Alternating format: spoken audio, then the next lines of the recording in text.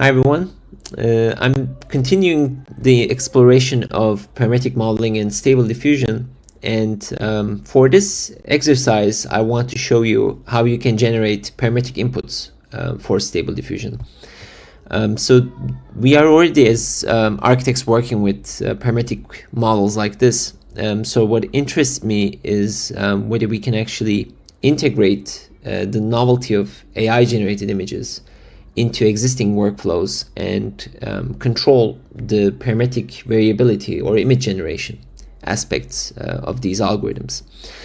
In the previous video, I covered how you can actually manually input images like this and control the image generation with certain prompts.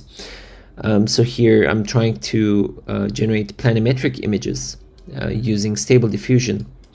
But for this exercise, I wanted to do this through parametric modeling. So I've already built a workflow here that you can see. Basically, I'm generating a simple polygonal shape with these sorts of protrusions, and you can actually control or filter the amount of extensions of this shape and develop kind of a mask that you can output into Stable Diffusion. Let's actually look at how you can build a script like this. So I'm going to show you a quick demo. So I started with a polygonal shape, and this polygon could have basically as many sides as we want. So let's say we want a 24-sided polygon, and we can give it some radius value. So we don't want it to be maximized, so I'm going to keep it at 6. And the next step is basically to operate on these edges, on these boundaries. So what you could do is you could explode the curve to get line segments, and then evaluate a point on these curves like this. So this point could be actually moved to any location you want, but I'm going to keep it at the midpoint. And then I'm going to get the area of the polygon, or the center. And what I want to do is I want to move these points, these midpoints, outwards, right? So they're going to be kind of extensions that we could use to transform this shape. So for this, I created a 2-point vector starting from the center point to these midpoints, and then I did a vector amplitude to basically override the length of these vectors. So we're going to use these for translation of these points. So when you do move, these points could be moved outwards like this. So so far so good. The next step is basically to be able to model some sort of a shape. So we could actually get the endpoints of these line segments, and you can use arc 3 points. Basically, you can use the starting point of each line segment, go to that moved midpoint, and then move to the endpoint. But this could actually make the lobes intersect. So you can see here, I'm trying to connect these endpoints of a line segment with this midpoint, or you can actually draw a polyline, so they could be more simpler if you want. Another option is to reduce the number of edges. So let's say we have 13 sides, for instance, and then I can extend these a bit more. So I've wanted to add something more to this. So basically what I did was, what if we could actually randomly separate this into 2 lists. So in order to do that, we need to actually operate on this list of 13 line segments. So we have a 13-sided polygon. So what I want to do is I want to generate random values. This is how you could do this. So you can generate random values from 0 to 1. These are floating values. You can also attach a seed value here to change the engine.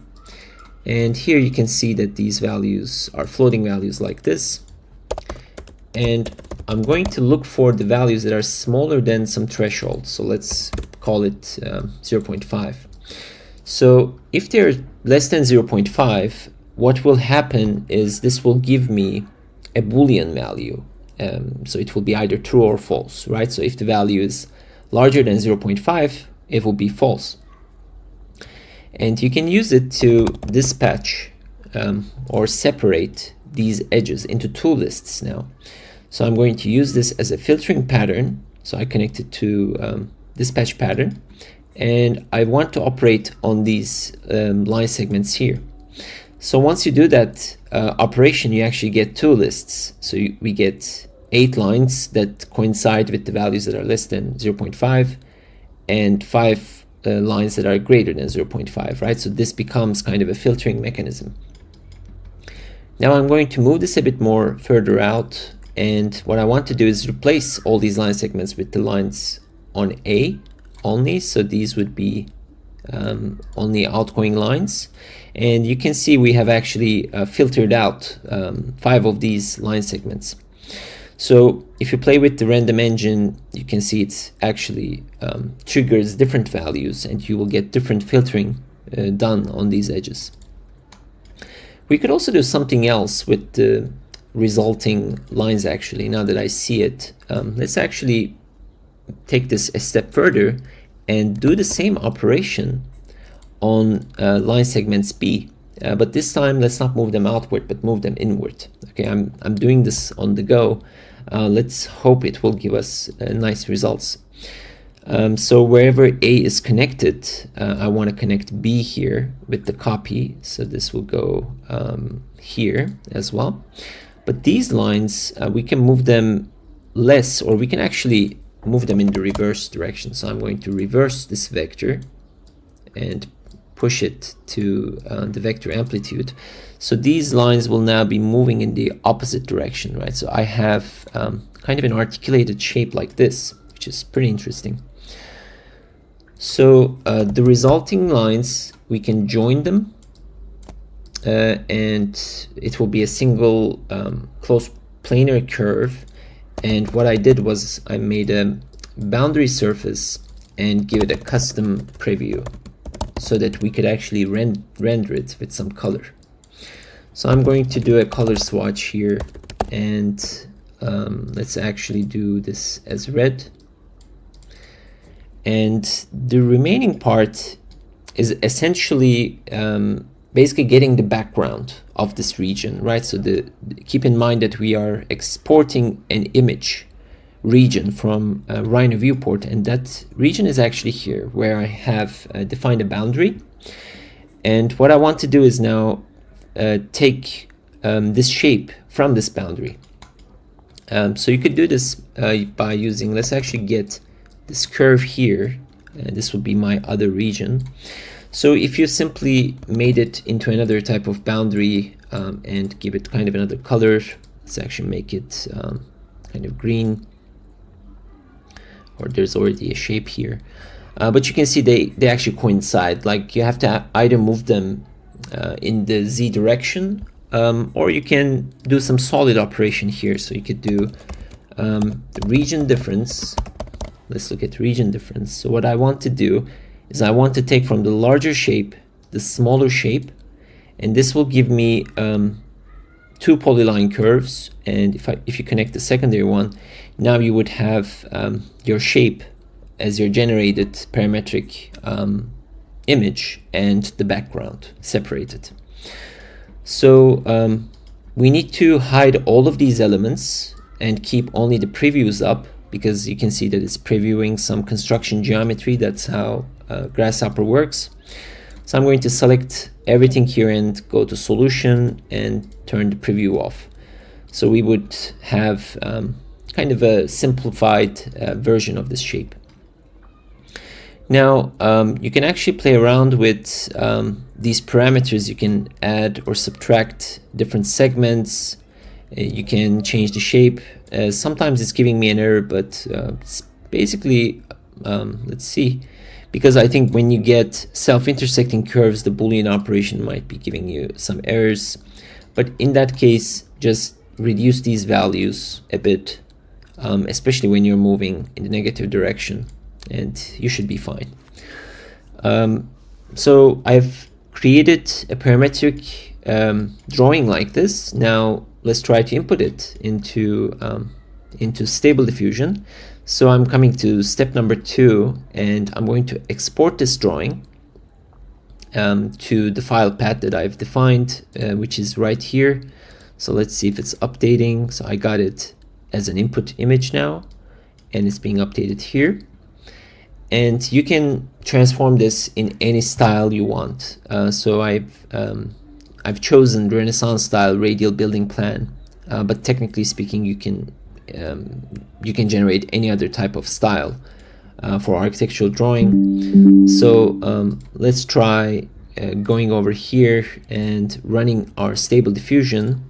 So it's sending this image now along with my prompt. And well, I got something completely different.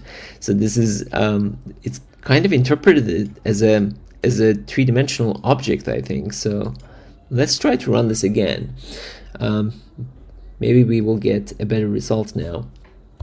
Yeah, there we go. So it's interesting actually. So it's kind of interpreting it as I would say this is almost like an ornament or a plate. Right, so it's not like an architectural plan. Maybe it has to do with the geometric complexity of this drawing. So this might actually give you good feedback, and maybe you come back here and simplify your input a bit more. So we can actually maybe reduce the number of lobes that we had, extend some of them, and repeat the whole process, right? So we can update the input image and maybe try something else now. So we could do radial building plan Gothic style architecture. Let's see what we get.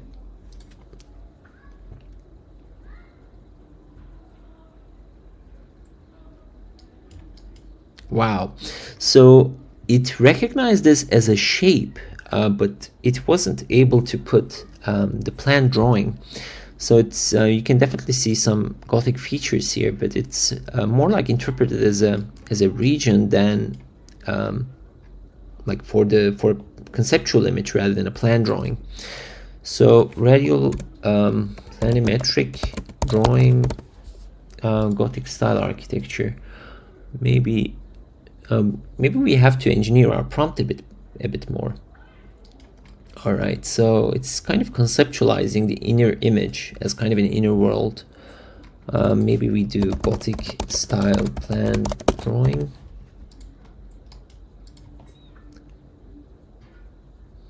It may not have enough Gothic style drawings in the database. That's why it may not be able to give you kind of an efficient result. You can see it has some elevation features like windows or other types of perspectival images. And maybe this is kind of hard for it to process, but we can maybe say residential plan drawing of a house with multiple rooms.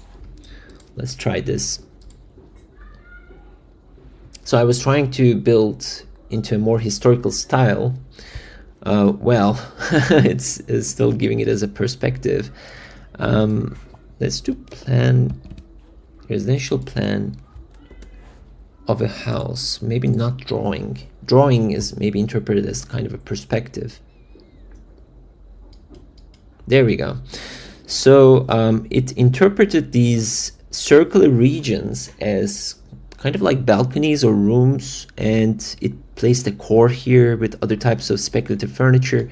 So this is basically a result that I was trying to get to, right? So now what's interesting is you can change this shape, add more parameters, and get a different version of this, right? So now I can repeat the whole process and keep track of the generated shape that I have, and the outputs that I get. Wow, there you go. So it's it has this tendency of recognizing these radial voids and making them into circles. Sometimes you have to run this a few more times. There we go. So it's interestingly keeping these kind of regions and adding these circular elements. Maybe it has to do with maybe we should make them all go out, these regions, but very interesting. So it makes maybe we push this a bit more outward, but like make it less like this. And then I'm going to use this version, so it looks like a cloud actually now. But maybe it will, yeah, there you go. So it's now interpreting these as individual rooms or spaces inside of a larger plan. And I'm going to actually make this a bit more, less segmented. So maybe a shape like this, and develop more extensions. It's a bit blobby, but technically speaking, we could do anything with this type of workflow now.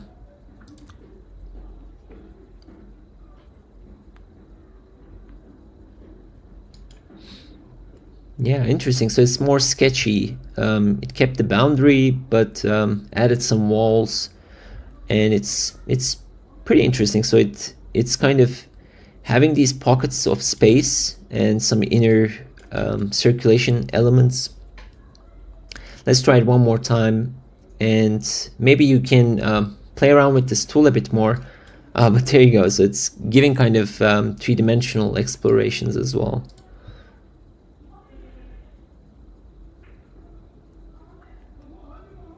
All right, there we go. So that's basically a generated plan, right? So I was able to generate a parametric model that can input to Stable Diffusion as a speculative mask, and then stylize it for architectural generation. So for this example, I tried to do it for plans, but technically speaking, you can try it for other types of drawings or conceptual models as well. And I hope you like this exercise. So I'll see you in another video. Take care.